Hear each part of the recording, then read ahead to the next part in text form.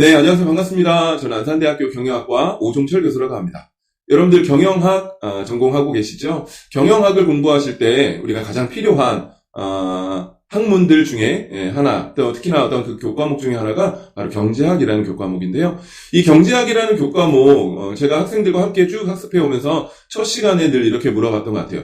경제학 하면 어떤 이미지가 떠오르나요? 라고 물어보면 아마 굉장히 대다수의 학생들은 경제학 그러면 교수님 어려워요 라고 생각하더라고요. 어려운 교과목, 예 맞아요. 어려운 교과목 맞고요. 그런데 그 어렵다라는 것, 왜 우리가 어렵게 생각하냐면 설명하는 방법이 이런 그래프들을 가지고 설명을 하거나 여기 뭐 조금씩 나오는 숫자라는 것들, 여러분들 수학 이런 거 별로 안 좋아하죠?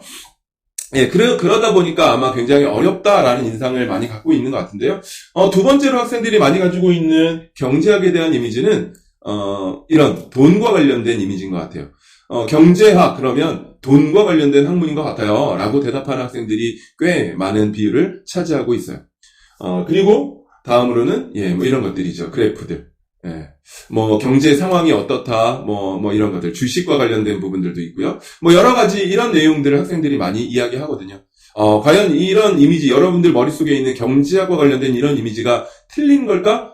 아니요, 그렇지 않아요. 경제학은 여러분들이 생각하시는 것처럼 어려운 학문이고요. 돈과 관련된 학문이고요. 경제 상황을 그래프로 나타내는 학문이에요. 그럼에도 불구하고 우리가 왜 경제학을 학습해야 되는지를 오늘 첫 시간에 저와 함께 다뤄보도록 하겠습니다. 여러분들 경제학이라고 얘기하는 학문은 이렇게 정의할 수 있을 것 같아요.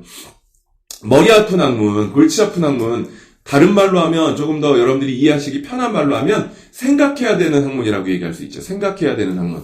그죠? 여러분들 지끈지끈 머리 아프게 생각해 본 적 얼마나 있어요? 여러분들 생각하면서 살아야 돼요. 생각하면서 사는 학문. 저는 그래서 다른 경제학자들이 어떤 이야기를 하시는지 모르겠지만 저는 여러분들과 함께 경제학을 철학이라는 관점에서 생각해 봤으면 하는 아주 자그마한 소망도 있습니다. 예, 여러분들 경제학은 이렇게 정의가 되죠. 한 사회가 희소한 자원을 어떻게 관리하는가를 연구하는 학문이다 라고 정의할 수 있어요. 경제학은 뭐다? 희소한 자원이라고 얘기하는 첫 번째 키워드. 우리에게 주어져 있는 자원은 희소하죠. 시간이라는 자원도 우리의 열정이라는 또 젊음이라는 모든 것들이 전부 다 희소하죠. 우리 주머니에 있는 경제 상황, 자금 상황도 제한적이고요. 이러한 희소한 자원을 잘 관리해서 우리가 얻고자 하는 건 뭐예요? 행복이라고 얘기할 수 있어요. 여러분들은 뭘 위해서 사나요? 내가 행복하게 잘 사는 것. 이게 우리의 목표 아닐까요? 이걸 위해서 우리가 경제학을 배운다라고 생각하시면 와, 이거 경제학 한번 배워볼 만하지 않아요? 아마 여기 여러분들 제가 여러분들 행복하시길 원하나요? 라고 얘기했을 때 아니요 라고 대답하는 학생 한 사람도 없겠죠. 그런 대답 하시면 안 돼요. 여러분들은 행복하셔야 되거든요. 그 행복을 우리가 위해서 공부한다라고 얘기했을 때 우리 소위 행복학이라는 것들도 있기는 하거든요. 그런데 그 뿌리가 사실은 약한 것 같아요. 좀 더 과학적으로 우리가 어떻게 해야 행복할 수 있는지를 다루는 학문이 바로 경제학이다라고 생각하시면 여러분들 한 번쯤은 학습해볼 가치가 있지 않을까 싶습니다. 경제라는 단어를 영어로 하면 economy라고 얘기하죠. economy라는 단어는 영어로 경제라고 얘기하는데요. 그 어원을 따라가다 보면 고대 그리스어, 헬라어죠. 고대 그리스어에서는 오이코노모스라고 얘기해요. 오이코스노모스라는 단어는 첫 번째 오이코스는 가정이라는 것들을 이야기하죠. 가정. 그리고 노모스는 우리 매니지먼트, 노모스는 관리라는 뜻을 가지고 있어요. 그래서 가정을 관리하는 것. 오이코노모스 하다가 이코노미로 단어가 발전이 된 거죠. 그래서 이코노미는 그 어원을 따라가다 보면 가정을 관리하는 것. 이렇게 우리가 설명할 수 있어요. 가정을 관리한다. 여러분들 부모님께서 여러분들의 가정을 관리하는 궁극적인 목표는 뭘까요?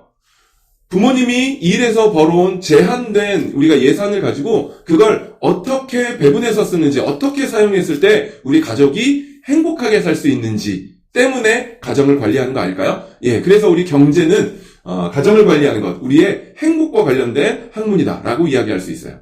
자, 이건 우리 서양에서 서양식 접근이다라고 얘기하면 그럼 우리 동양에서는 경제라는 단어를 어떻게 정의하는지를 살펴보도록 하겠습니다.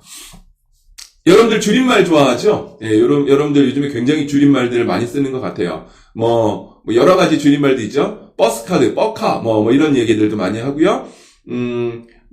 여러분들 자주 가는 제과점, 빠바, 이런 얘기들 많이 하잖아요. 줄여서 많이 이야기들 하죠? 자, 경제도 마찬가지로 줄임말이다라고 얘기하면 굉장히 호기심이 있을 거예요. 경제는 어떤 거의 줄임말이냐면, 경세, 재, 민. 그래서 제가, 지난 글씨로 경제라고 얘기하죠. 경제. 경세, 재, 민. 세상을 경영하여. 세상을 경영하다. 그리고 백성을 구제하다. 세상을 경영하여 백성을 구제하는 것, 이걸 우리는 경제, 줄여서 이렇게 얘기합니다. 세상을 경영하여 백성을 구제하는 것, 예전 우리 동양의 사상에서는 임금님이 가지고 있어야 되는 사상이죠. 임금님은 세상을 경영해서 도탄에 빠지고 가난에 빠진 백성들을 잘 살게 하는 것에 목적을 가지고 경제라는 개념을 두루두루 그 다스림에 접목을 시킨 거겠죠. 그래서 우리 경제라는 이 개념은 우리가 잘 사는 것에 관심을 가지고 있어요. 여러분들 또한 여러분들이 잘 사는 것에 관심이 있죠. 여러분들 잘 살고 싶으시죠? 행복하게 잘 살고 싶죠. 그러다 보니까 우리 경제 그러면 돈 생각을 많이 할 텐데요. 맞아요. 돈이 많으면 잘 사는 거라고 얘기할 수 있지만 우리 좀 더 생각해 볼까요? 진짜 돈이 있으면 행복한 걸까요? 아니요. 그렇지 않을 수 있어요. 돈이 많으면 행복할 수 있지만 돈이 없다라고 해서 꼭 불행한 건 아니다. 그래서 돈도 중요한 개념이기는 하지만 우리의 행복을 다루는 학문을 우리는 경제라고 이야기합니다. 네, 경제는요. 그래서 우리가 잘 사는 것에 관심을 두고 있는 학문이다. 여러분들 잘 살고 싶으면 경제학 공부 열심히 하셔야겠죠? 자, 그러면 우리가 어떻게 해야 잘 살 수 있는지를 한번 다뤄보도록 할까요? 아까 우리 희소한 자원을 가지고 어떻게 잘 관리해서 우리가 잘 사는 것들에 대한 것들을 연구하는, 다루는 학문이다라고 얘기했는데요. 첫 번째로 보면 뭘 우리가 가지고 잘 살 건지에 대한 문제가 해결이 돼야 되겠죠. what과 관련된 문제를 해결해야 돼요. 내가 돈이 있어야 잘 살 수 있는지, 혹은 내가 어떤 가정을 통해서 잘 살 수 있게 되는지, 혹은 내가 어떤 일을 통해서 잘 살 수 있게 되는지, 그 무엇과 관련된 것들을 해결하기 위해서 탐구하는 학문을 우리 경제학이라고 이야기합니다. 두 번째, 그러면 그 무엇을 생산하는지도 중요하지만 그걸 어떻게 우리가 다루는지를 연구하는 것들을 경제학에서 중요하게 다루는 명제가 되겠죠. 그래서 어떻게 그것들을 우리가 행복을 위해서 사용할 것인지에 대한 내용들을 다루는 학문이고요.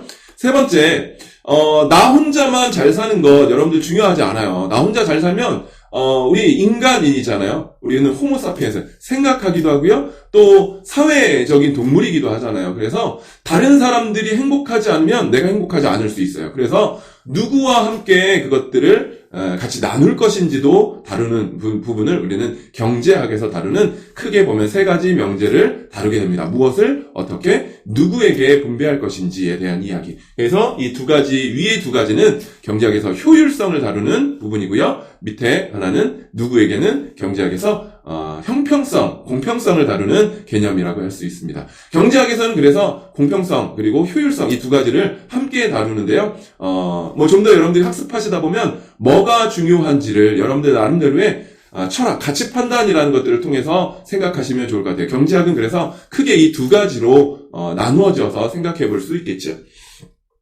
자, 그래서 경제학은 선택의 학문이다라고 이야기할 수 있어요. 선택.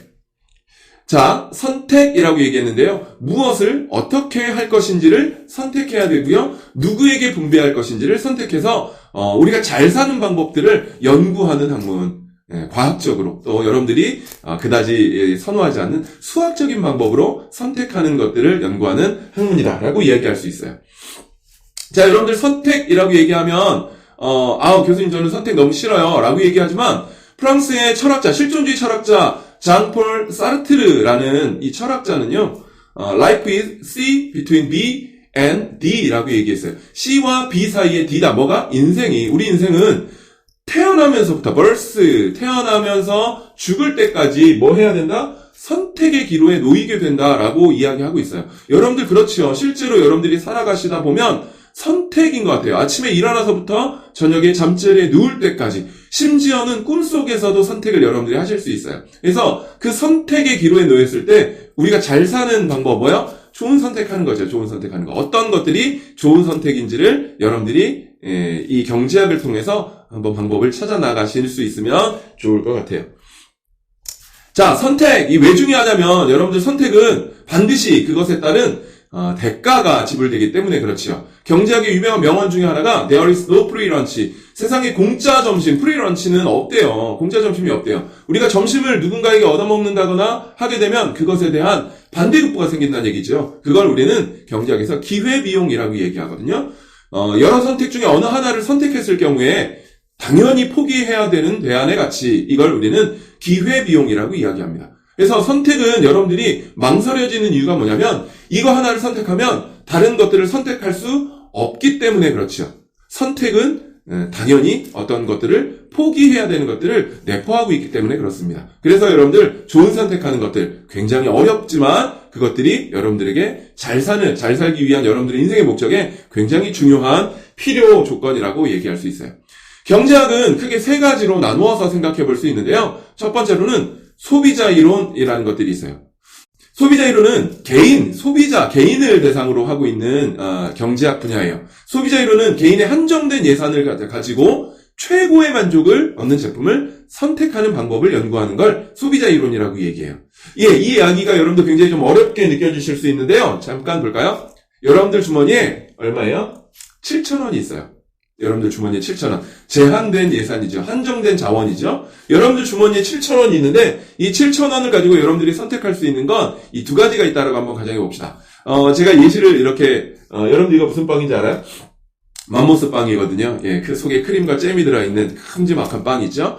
예, 맘모스 빵이 하나에 3,500원이고요. 김밥도 3,500원이에요. 저에게 7,000원을 가지고 가장 만족한 선택을 하라고 하면 저는 맘모스 빵 2개를 선택할 것 같아요. 저는 빵에 진심인 편이거든요. 맘모스 빵을 2개 7,000원을 주고 사 먹는 게 저한테는 가장 큰 만족을 주는 선택일 수 있어요. 그런데 어떤 사람은 이 빵, 밀가루 이런 것들 별로 안 좋아하는 사람들은요. 7,000원을 가지고 3,500원짜리 김밥 2줄을 먹겠죠. 그 사람에게는 그게 가장 합리적인 선택이 될 수 있어요. 또 어떤 사람은요.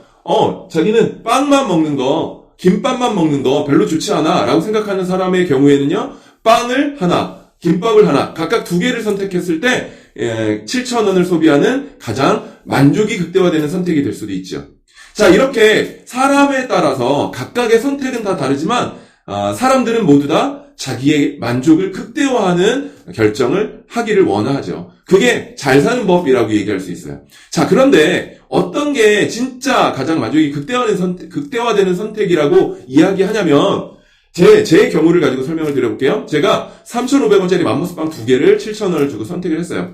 하나를 먹을 때 너무너무 맛있죠. 너무너무 즐겁겠죠. 그런데 하나를 다 먹고 나서 두 번째 거 빵을 뜯어서 먹을 때 이미 하나를 먹었잖아요. 그러면 어떻게 해요? 맛이 좀 덜하겠죠. 배도 부르잖아요. 그럴 때 누군가가 먹는 김밥을 보면서 요거 하나 내가 안 먹고 김밥 먹으면 더 좋을 텐데 라고 생각을 하는 순간에 후회가 밀려들겠죠. 그러면 기회비용, 아까 포기한 대가라고 얘기하는 기회비용이 커지게 될 거예요. 후회감이 들면. 그러면 합리적으로 만족이 극대화되는 선택이 아닐 수 있겠죠. 자, 이렇게 우리가 후회되지 않는 선택을 하는 것들을 수학적으로, 과학적으로 접근해서 다루는 학문을 소비자 이론이라고 얘기해요. 우리는 어쨌거나 소비자들은 이렇게 가장 만족이 극대화되는 선택을 하기 위해서 여러 가지 그런 고민들, 아니면 경험들 이런 것들을 많은 우리가 살아가는 삶을 통해서 하게 되겠죠. 이런 것들을 다루는 학문을 소비자 이론이라고 이야기합니다.